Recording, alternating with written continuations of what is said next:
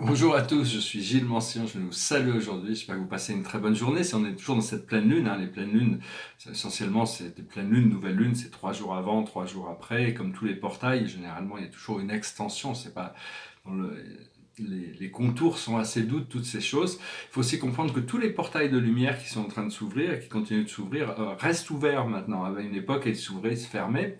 Mais maintenant, ils ont décidé de laisser tous ces portails ouverts, hein, donc il faut pour pouvoir en profiter toute l'année, parce que les humains ont besoin de cette lumière continue, la Terre a besoin de recevoir de la lumière continue. Alors dans tous ces portails de lumière, il y a des êtres dans l'autre côté du portail qui envoient des énergies, qui envoient de la lumière.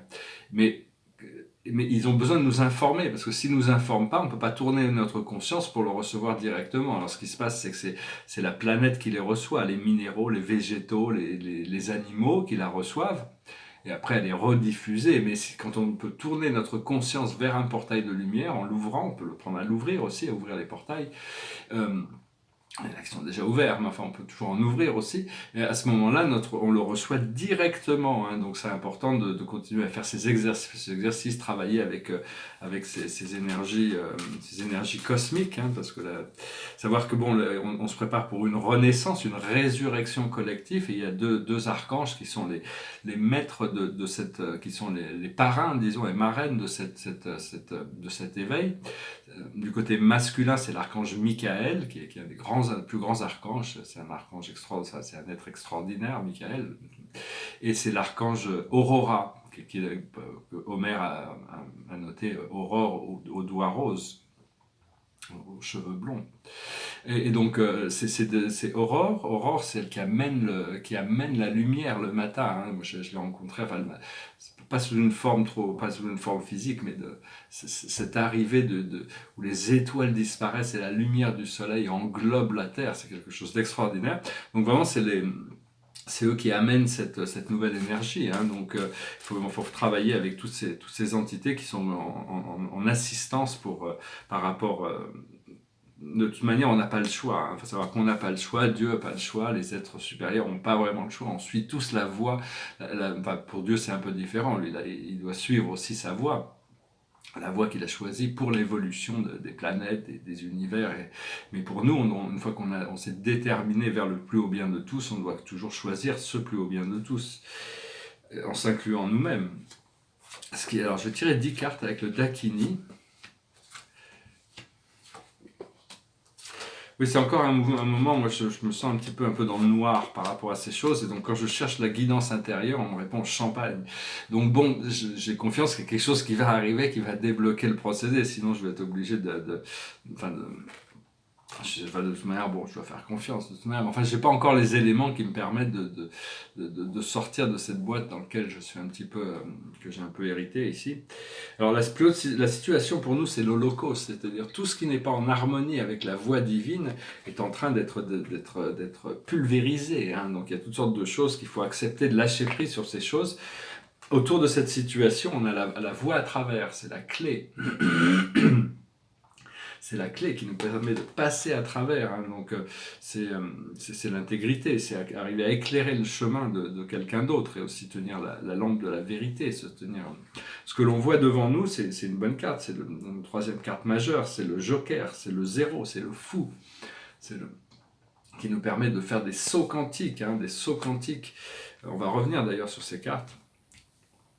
C'est arriver à se libérer des anciennes peurs pour pouvoir avancer. Ce qu'on a dans notre subconscient, c'est l'esprit de l'arbre, Yakshi. C'est-à-dire arriver à grandir, avoir progressé, à grandir. Là où on en est actuellement, c'est l'autopréservation. C'est-à-dire arriver on est obligé de se protéger à l'intérieur de nous pour ne pas se laisser bousculer par toutes ces choses de la troisième dimension, des conditions spatio-temporelles. Ce qui arrive dans le futur immédiat, c'est les transformations, c'est le jugement, c'est un nouveau départ. C'est la force que l'on a dans notre situation, c'est un poussi dangereux, le passé. C'est-à-dire c'est notre passé, on doit trouver une harmonisation, on doit harmoniser notre passé avec notre présent. Ce qui vient du monde extérieur, c'est la tentation. La tentation, c'est une invitation, c'est une porte ouverte. Donc il faut avoir de la discrimination sur les tentations que l'on choisit, mais enfin il y a des invitations, on doit passer à travers les portails. Ce que l'on ressent dans nos émotions internes, c'est de la confiture au cochon, des pearls before swine. Ici c'est des perles au cochon, mais en français on dit de la confiture au cochon. Il faut avoir de la discrimination sur les gens qui... il ne faut pas exposer des choses trop précieuses à des gens qui n'ont pas la capacité de les apprécier. Sinon, c'est comme jeter des pierres précieuses dans la rivière, ça ne sert à rien. Donc, il faut avoir de la discrimination. Et l'aboutissant, c'est vraiment c'est la mémoire, c'est se rappeler des choses. Donc, il y a toute cette intégration du passé. Le passé a besoin de s'intégrer.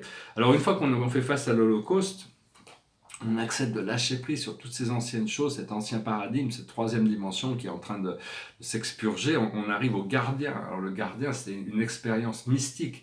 C'est arriver à traverser les portails pour arriver à une expérience magique, mystique. Alors le tigre de la peur, c'est le centering, le présent, rester présent dans le présent, c'est ça, c'est le tigre de la peur, c'est le présent. Pour nous, enfin, il ne faut pas avoir peur des peurs, de toute manière, on fait les choses, c'est très légèrement, je reste ça comme un divertissement. Le tigre de la peur, comment on fait notre saut quantique? On le fait à travers l'amusement, ben ça c'est bien, on va pouvoir au moins s'amuser. À quoi ressemble le tigre de la peur? À une faim profonde. C'est-à-dire, il ne faut pas avoir peur de cette fin, et d'arriver, parce qu'il faut d'abord qu'il y ait la fin, avant qu'il puisse y avoir le nouveau début. Et notre cœur nous emmène à aller à la roue du bon temps, le miracle, la magie, toutes ces choses-là. Et puis bon, donc voilà. Et puis dans nos émotions internes, il y a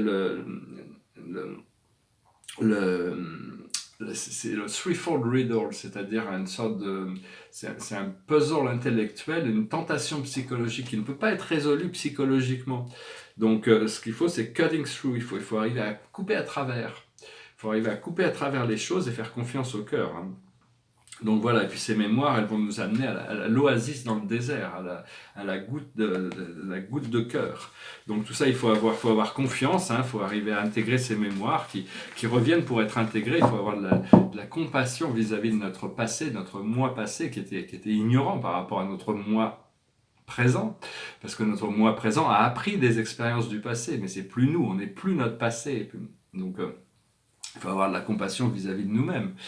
Donc voilà, hein, je voulais juste venir faire un message, peut-être un peu plus court aujourd'hui. Je voulais dire, je regardais des documentaires, c'est quand même merveilleux qu'il y a des gens qui dédient leur vie à l'exploration, à la protection d'une espèce animale, d'une espèce d'oiseau, d'une espèce de certains arbres, et tous ces gens, c'est le fait qu'ils dédient pas leur vie pour se faire mousser, pour dire qu'ils sont compassionnés, c'est parce qu'ils aiment ça, ils ont cette passion. Et c'est tous ces gens, il y en a des milliers et des milliers, les naturalistes, les biologistes, et eux, ils apportent énormément de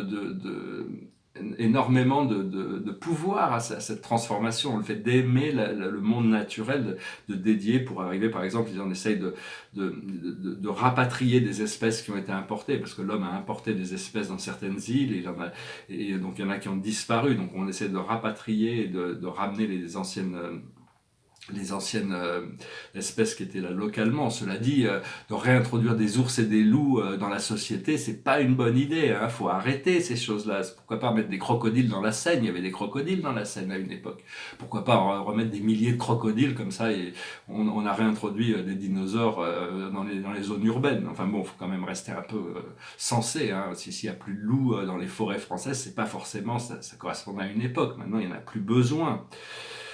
C'est juste une opinion, hein, une idée, mais bon, si certaines espèces ont disparu, c'est parce qu'ils avaient besoin de disparaître. La Terre s'adaptera toujours, hein. Ce qu'il faut, c'est respecter, essayer pas d'avoir un toucher qui est respectueux des choses. Et elle s'adaptera toujours. S'il n'y avait pas l'homme, quand une espèce devient trop importante, il y a quelque chose qui se passe, la nature équilibre les choses. Donc il faut avoir confiance. Mais enfin bon, je voulais saluer tous les gens qui dédient leur vie à la protection du monde naturel, à cet amour qu'ils donnent à tous ces scientifiques aussi qui étudient le monde naturel. Et donc Donc voilà, je veux aussi dire qu'il y a des portails, il y a des nouveaux portails qui s'ouvrent. Des nouveaux portails, c'est les Arcturiens ont décidé d'ouvrir de plus en plus de portails. Les Arcturiens, c'est une espèce, une race, disons, une nation stellaire. Ils ont un excès d'amour et de lumière chez eux. Ils ont jamais été dans le conflit, la guerre, la dualité. Et donc, ils ont cet excès de lumière et d'amour. Et donc, ils n'ont pas besoin de toute cette lumière et de cet amour. Donc, depuis des millions d'années, ils voyagent dans l'univers et ils servent toutes les planètes, les lunes, les civilisations. Ils envoient cette lumière transdimensionnelle. Et donc, continuer à... disons qu'ils continuent aussi à communiquer à travers des médiums. Et à savoir que bon, ça va devenir de plus en plus facile de tourner consciemment notre conscience vers que ce soit les Arcturiens, les Pléiadiens, les Syriens et les autres nations stellaires, les galactiques. Donc voilà, hein, déjà on va savoir qu'on peut s'amuser, il faut intégrer le passé, il faut rester léger. Des fois j'ai un peu des doutes sur mon futur, parce que bon, je suis un petit peu pris dans une situation, je suis un peu pris dans un étau, dans la 3e dimension, et à chaque fois que je cherche une guidance intérieure, l'esprit me parle de champagne, donc il n'y a pas d'autre guidance qui vient à moi, donc bon, je dois lâcher prise et savoir qu'il y a quelque chose qui va venir, qui va débloquer le programme. C'est symbolique, le champagne, c'est pas une question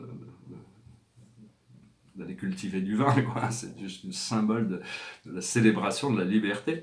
Et bon, alors je vais tirer quelques cartes par rapport à la cache. La plus haute sagesse, c'est la confiance et la foi. Donc on est appelé à avoir plus confiance personnellement, hein, par exemple. C'était un exemple avant même de sortir la carte. C'est ce que l'on doit comprendre, c'est les Amérindiens.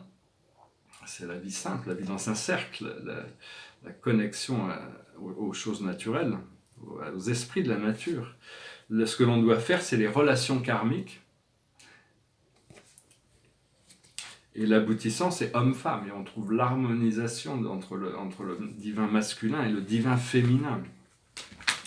Donc je voulais dire aussi que même si bon, a priori j'ai toujours pensé que je voulais servir Dieu, servir la terre et servir l'humanité et servir les plans d'ascension de mon âme aussi dans le même procédé, parce que bon, c'est un échange quand même, mais en essence il n'y a que Dieu qui doit servir. C'est la seule personne que l'on sert de toute manière, parce qu'on sert Dieu et Dieu sert les autres en notre nom.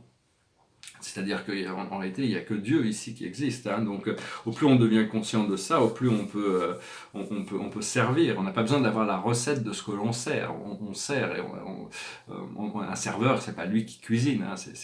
Il fait que servir, et donc on sert.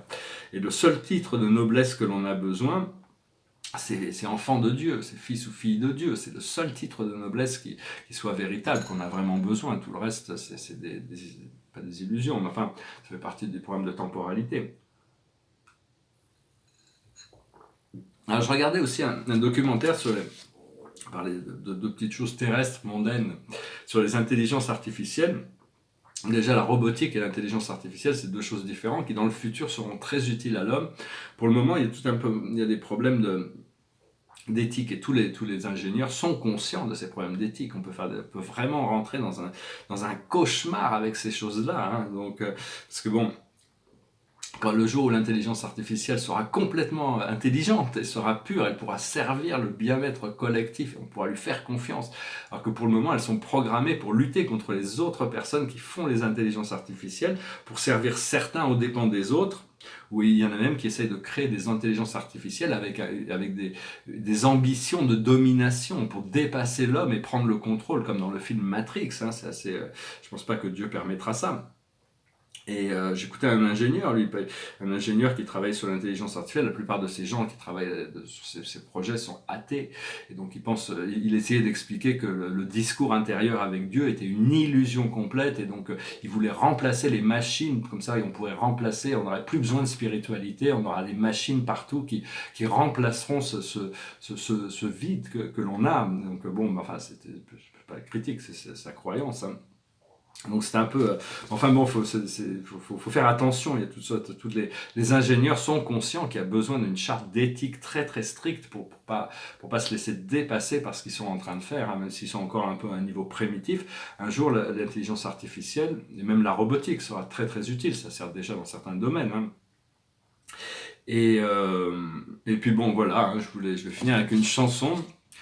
Je voulais faire un petit commentaire, je sais pas si je dois le faire, parce que bon, je vais le faire quand même, c'est plus sur le ton de l'humour, hein. Je vois bien dans les médias, bon, je suis pas en train de parler des abus de pouvoir, des violences sexuelles, des choses comme ça qui sont en train de ressortir, et tout ça c'est inacceptable.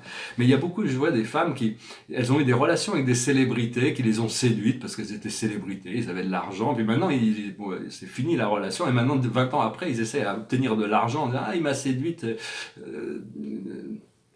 et maintenant, donc je vais essayer de lui soutirer de l'argent. Alors qu'en réalité, les femmes aussi ont toujours utilisé leur charme. Beaucoup de femmes ont utilisé leur charme pour obtenir ce qu'elles voulaient des hommes. Alors, est-ce qu'il y a un abus de pouvoir? Est-ce qu'une femme, quand une femme utilise son charme pour obtenir quelque chose d'un homme, il y a aussi c'est quelque chose qui doit s'équilibrer, hein. Il faut arriver à se respecter les uns les autres parce qu'ils sont en train d'essayer de créer une sorte les femmes et les hommes deviennent des ennemis des fois. Il n'y a aucune raison que cela se passe. On doit retrouver l'amour entre nous, retrouver l'équilibre, le respect, le partage, la balance pour pouvoir continuer à profiter de la vie, hein, parce que la vie serait triste s'il n'y avait pas cet équilibre entre l'homme et la femme. Enfin bon, ça me faisait juste rigoler, parce que bon, on accuse toutes ces femmes, ces féministes qui accusent les hommes de tous les maux de la terre, alors que bon, les femmes aussi utilisent leur charme pour obtenir des fois ce qu'elles veulent des hommes, hein. Donc est-ce qu'il y a un abus de pouvoir là aussi? MeToo, hein. Je veux dire, aussi, il y a des femmes qui ont utilisé leur charme pour obtenir des choses, et bon, mais ça fait partie du jeu, faut pas leur en vouloir, on utilise les moyens qu'on a dans la vie, hein, de toute manière, il n'y a que de l'amour de toute manière. Enfin, c'est bien de savoir aussi il y a eu beaucoup trop d'abus de pouvoir de la part de dans cette société patriarcale, d'hommes dans des positions de pouvoir qui ont abusé de ce pouvoir pour... et donc il y a besoin d'éliminer aussi tout ça, hein. Donc c'est vraiment, je suis complètement...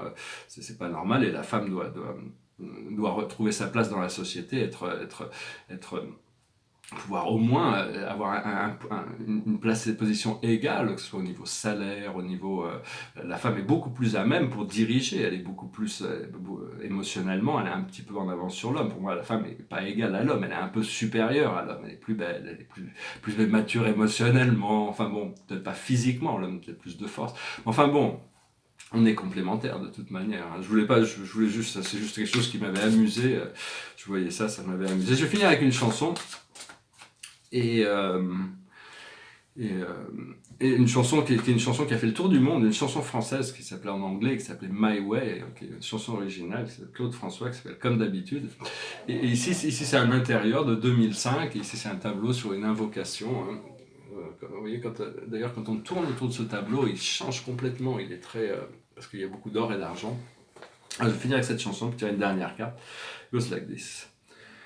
Je me lève, je te bouscule, tu ne te réveilles pas comme d'habitude. Sur toi, je remonte le drap, j'ai peur que tu aies froid comme d'habitude.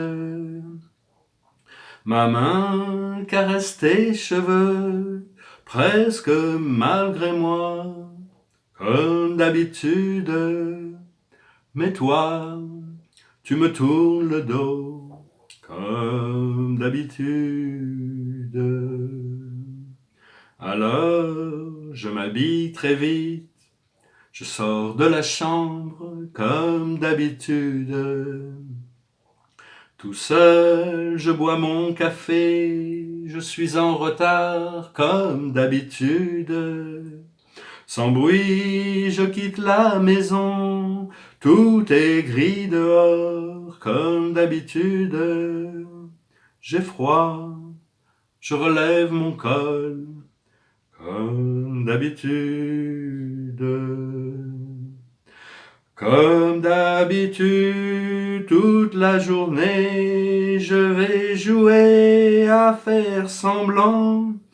Comme d'habitude, je vais sourire. Comme d'habitude, je vais même rire. Comme d'habitude, enfin, je vais vivre comme d'habitude.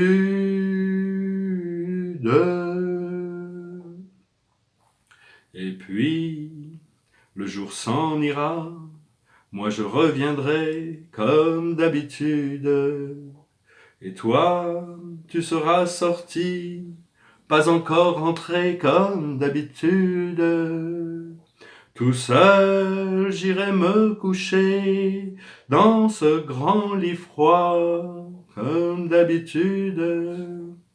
Mes larmes, je les cacherai, comme d'habitude.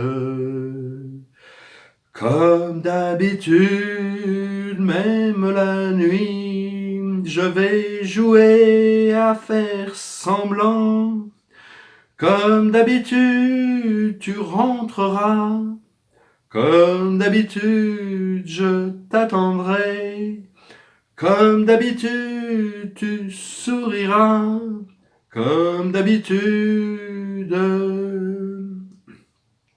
Comme d'habitude, tu te déshabilleras. Comme d'habitude, tu te coucheras. Comme d'habitude, on s'embrassera.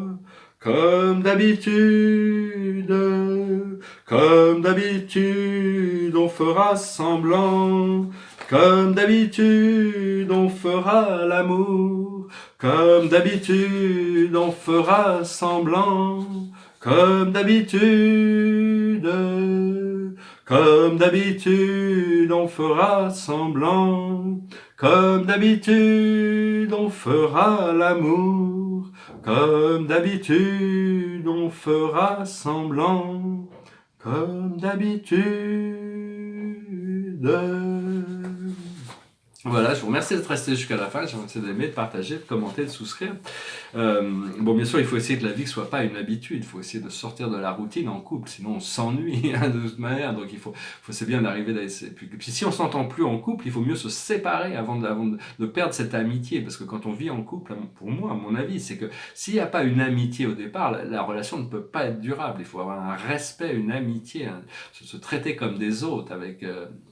Et donc, si un jour une relation arrive à un point où il n'y a plus de cette magie du moment, il vaut mieux se séparer avant de perdre cette amitié que de rester des années par contrainte et à finir par même ne plus du tout s'aimer. Hein. Je vois plein de gens qui se prennent beaucoup la tête avec ça et c'est malheureux. Il y a même des violences conjugales. C'est très très triste de voir ça, que les gens n'ont pas la conscience de se séparer avant d'en arriver là. Sans jugement, bien sûr, mais parce que bon, c'était karmique. Mais alors la carte de la journée, c'est la même qu'hier, presque la même qu'hier.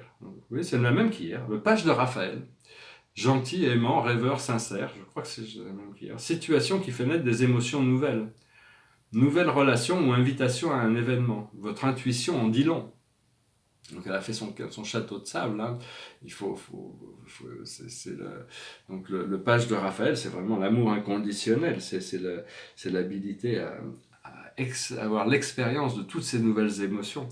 Je vous souhaite une excellente journée. Je vous dis à très bientôt. Et puis j'espère revenir avec des bonnes nouvelles bientôt. Namaste. Namaste.